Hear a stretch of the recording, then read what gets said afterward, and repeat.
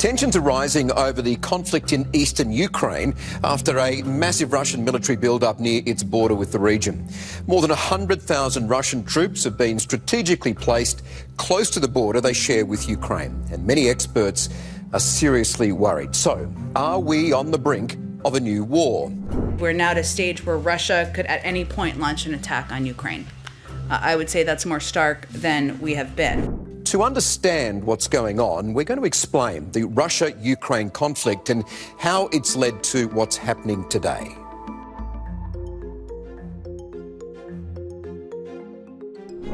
First, let's look at how Russia and Ukraine are linked. Their history goes back as far as the 9th century, when a group of people called the Rus moved their capital to Kiev. During the 10th and 11th centuries, it became the largest and most powerful state in Europe. It laid the foundation for the national identity of Ukrainians and Russians. So what would become Russian culture began in Kiev before moving east to Moscow.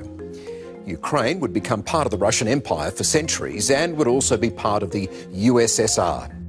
Putin is obsessed by Russia and Ukraine's long pre-1991 history as one country.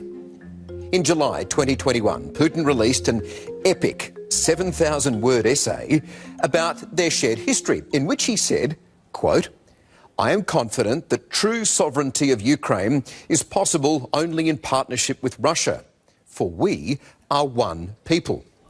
The thing is, most Ukrainians don't agree with that version of history. Also fueling Putin's obsession with Ukraine is the events of 1991. Putin, as a young KGB intelligence officer, watched the Berlin Wall crumble, his beloved Soviet Union collapse. Since then, he's been on a mission to return Russia to what he believes is its rightful place on the world stage. The fall of communism at the end of the Cold War saw the former Soviet states turn westward, ditching their Russian rulers and turning to Europe's west and the US to create new economic, political and cultural futures. In 1991, Ukraine gained its independence from the Soviet Union. For 31 years, Ukraine has had its own sovereignty and been an independent country. But that independence hangs in the balance. Putin is driven by a sense of righting what he sees as history's wrongs. He wants to reverse what he views as the humiliating breakup of the Soviet Union more than 30 years ago. But also at the heart of this conflict is NATO, the North Atlantic Treaty Organisation. NATO was founded in 1949 after World War II to protect against Soviet aggression.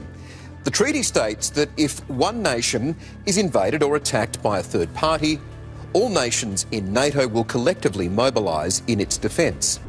The alliance has since expanded to 30 countries, including a number of former USSR states. The Kremlin is furious at those former Soviet states joining the treaty, seeing NATO's presence on Russia's border as a threat.